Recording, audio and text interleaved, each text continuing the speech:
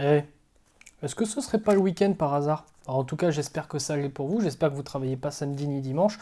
Nous, on se retrouve pour la 5e vidéo de la semaine, hein. Déjà, ça passe vite. J'espère que votre semaine s'est super bien passée. Moi, c'est plutôt bien passé. Franchement, ça a été beaucoup de travail pour vous faire cette série de vidéos sur le livre Influence et Manipulation. Mais là, on est presque au bout. Il nous reste seulement 2 vidéos ensemble pour cette semaine thématique, seulement 2 leviers d'influence et manipulation. Et aujourd'hui, le levier que nous allons aborder ensemble, ça va être l'autorité, comment ça fonctionne et les 3 façons d'activer l'autorité dans le cerveau de quelqu'un. Vous êtes prêts?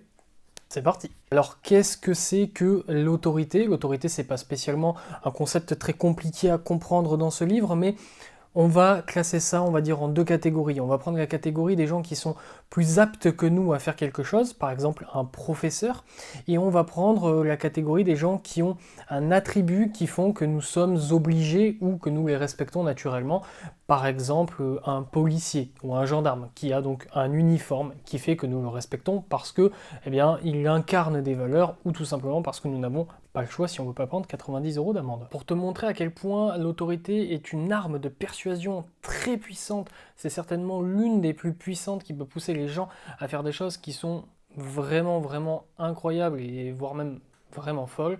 On va prendre l'étude du professeur Milgram qui a été réalisée dans les années 60. L'étude se montrait de cette façon. Nous avions un acteur qui était positionné sur une chaise avec des électrodes lui permettant de recevoir des décharges électriques. Et des charges électriques étaient évidemment fausses. Nous avions un cobaye et il y en a eu 40 différents et le professeur. Le professeur posait des questions à l'acteur et à chaque fois que l'acteur se trompait de réponse, le professeur demandait au cobaye d'activer un levier qui envoyait une décharge électrique sur l'acteur. Le problème, c'est qu'à chaque mauvaise réponse, la décharge électrique était de plus en plus puissante. Eh bien, devinez quoi?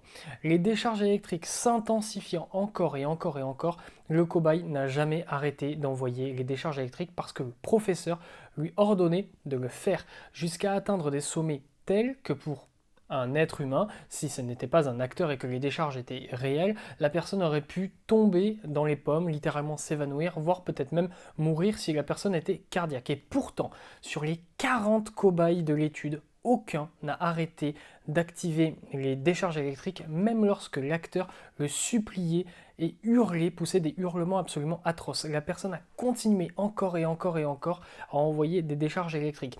Avant de faire cette étude, 39 psychiatres avaient été consultés. Les 39 avaient dit que seule une personne sur 1000 serait capable de continuer l'épreuve jusqu'à faire tomber l'acteur dans les pommes. Eh bien, au final, c'était pas une personne sur 1000, c'était 40 personnes sur 40 qui ont été au bout de l'expérience. Le seul moment où ils ont arrêté d'envoyer les fausses décharges électriques, c'est lorsque le professeur a coupé court à l'expérience. Donc ça te montre à quel point la preuve d'autorité peut être très puissante sur l'esprit humain parce que ces personnes étaient en train littéralement en fait de torturer quelqu'un et continuer alors que ces personnes avaient tout un profil psychologique différent. C'était pas des psychopathes, c'était des gens lambda, mais parce que le professeur leur ordonnait de faire quelque chose, eh bien ils ont continué encore et encore et encore, malgré le fait que l'acteur les suppliait d'arrêter. Je pense donc que maintenant tu as compris la puissance de l'autorité sur l'esprit humain. Et nous allons voir dans cette vidéo les 3 formes d'autorité distinctes qui peuvent permettre à quelqu'un d'obtenir cette autorité naturelle sur les autres. Et nous allons voir ensemble comment on peut l'implémenter sur un business en ligne notamment. Donc la première façon d'avoir de l'autorité, ça va être les titres, les professeurs, les docteurs, les maîtres. Ces personnes-là ont une autorité naturelle sur toutes les autres personnes autour d'elles, même dans les domaines dans lesquels ils ne sont pas professeurs, docteurs ou quoi que ce soit. Le professeur Robert Cialdini lui-même, qui a écrit le livre, dit dans son livre qu'il a arrêté, lorsqu'il se présente aux gens inconnus, de leur dire qu'il est professeur, docteur, qu'il a écrit un best-seller mondialement connu, etc. Parce qu'il s'est rendu compte que ses discussions avec ces personnes, à partir du moment où il disait ça, étaient complètement biaisées. Les gens étaient forcément d'accord avec lui parce qu'il avait une preuve d'autorité. Les gens pensaient que le mec était juste absolument intelligent sur tous les domaines, alors que c'est faux. Évidemment, si on lui parle d'aérospatial, peut-être que le mec est nul et n'y connaît rien du tout. Et pourtant, juste parce qu'il est professeur, les personnes pensaient tout le temps que Robert Cialdini était un génie dans tous les milieux. Donc la première façon de créer de l'autorité, ça va être les titres docteur, professeur, maître, etc. Sur un business en ligne, eh bien, ça va être compliqué d'utiliser ce principe parce que vous allez difficilement pouvoir vous inventer une vie et dire que vous êtes docteur ou professeur dans quelque chose, évidemment. Mais vous allez pouvoir, par des systèmes détournés, essayer d'utiliser des termes. Vous êtes peut-être un expert dans votre domaine, vous êtes peut-être un influenceur dans votre domaine, etc. Ça, ce sont des termes, ce sont des mots, ce sont des titres. Quelqu'un est un influenceur, c'est littéralement devenu un titre, au même titre que professeur maintenant. Si vous êtes un expert dans votre thématique, vous pouvez le dire. Si vous êtes un professionnel, tout ça, ce sont des termes qui impliquent une certaine autorité. Alors, certes, moindre que professeur ou docteur ou maître pour les avocats, évidemment, mais ça reste des termes qui sont très puissants. Alors évidemment, ne mentez pas, ne dites pas que vous êtes un expert sur un domaine alors que vous ne l'êtes pas. Moi, je ne suis pas un expert de l'influence et de la manipulation. C'est quelque chose qui m'intéresse beaucoup. J'ai lu énormément de livres de psychologie. C'est pas pour autant que je vais me dire à tout le monde que je suis un expert. Je suis un connaisseur. Je connais certainement mieux que quelqu'un qui n'a jamais lu un livre et qui ne s'y intéresse pas. Ça, c'est sûr et certain. Mais c'est pas pour autant que j'ai le niveau d'un docteur ou d'un professeur dans ces domaines. Donc voilà, ne mentez pas, mais si vous êtes véritablement un professionnel là-dedans, eh bien dites-le et ça vous apportera une preuve d'autorité automatique. La deuxième solution pour avoir de l'autorité naturelle, ça va être vos habits. Un uniforme, un costume, tout ça, ça va créer forcément de l'autorité. Lorsque l'on voit un docteur en blouse blanche, ça crée de l'autorité. Il n'y a même pas besoin de savoir qu'il est docteur. Le simple fait de voir qu'il a une blouse blanche, on comprend que le mec est juste docteur. Si on voit une robe noire d'avocat, on sait que la personne est avocate. On ne va pas se demander. Donc il n'y a pas besoin d'avoir le titre, l'apparence physique avec ces uniformes, ces vêtements, ça va permettre aux gens d'identifier très rapidement. Si on voit un policier, de très loin, on sait que c'est un policier. Un pompier, c'est la même chose. Donc là, pour un business en ligne, ça va quand même être un petit peu compliqué de mettre un costume sur votre site internet ou sur votre produit, mais vous pouvez essayer de jouer avec les couleurs, etc. pour vous démarquer et créer un sentiment d'autorité dans votre niche. Mais c'est clair que là, pour le coup, ça va pas être facile, surtout sur du business en ligne, de créer de l'autorité avec ce principe-là de l'uniforme et du costume. Ceci étant dit, si on est un petit peu imaginatif, il y a forcément moyen de détourner ça et de créer quelque chose d'intéressant pour avoir quand même une autorité, on va dire, d'apparence. Troisième point qui va vous rapporter une autorité naturelle automatique, ça va être les accessoires. Les accessoires tels que les montres, les bijoux, les voitures, les maisons, tout ça. Tout ça, ça fait un petit peu bling bling, certes, mais ça marche. Si vous voyez quelqu'un sur internet qui vous dit comment gagner 10 000 € par mois, eh bien si cette personne roule en Lamborghini et a une montre qui vaut le prix d'une maison, eh bien cette personne va forcément vous paraître beaucoup plus crédible parce que si la personne vous apprend à faire de l'argent et qu'il a une voiture à 300 000 et une montre à 140, forcément on va se dire oui, il peut m'apprendre à faire de l'argent puisqu'il en gagne lui-même. Donc là c'est une preuve d'autorité. Si vous n'avez pas tous ces accessoires, eh bien tant pis, c'est pas grave, vous pouvez créer de l'autorité par votre message évidemment, mais si vous avez des accessoires, mettez-les en avant, ou si vous préférez ne pas le faire, eh bien c'est pas grave, c'est pas une grande perte. Sur un site internet par exemple, ou dans une offre digitale, vous allez pouvoir mettre en avant des photos, ou des vidéos d'une situation financière, pourquoi pas.